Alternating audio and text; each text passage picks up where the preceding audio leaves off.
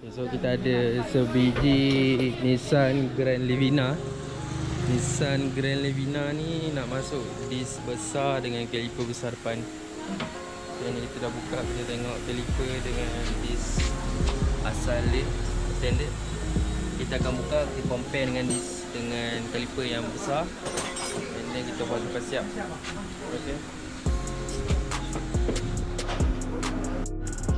Okay, lepas tu yang Livina tadi, depan dia nak upgrade, and belakang daripada drum dia nak convert pergi disk lah. So yang ni kita boleh buka.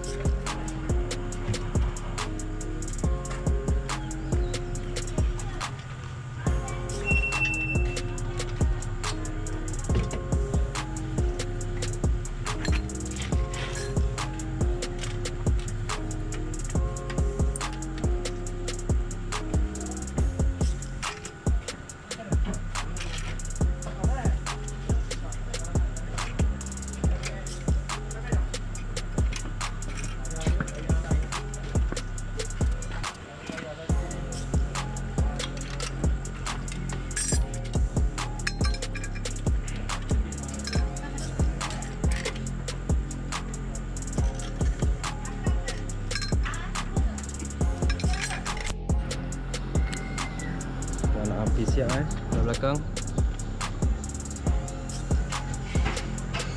Cuma pom yang kita buat bagi brake, handbrake semua berfungsi bukan kita convert handbrake tak berfungsi, kita buat bagi semua berfungsi, tak ada kurang.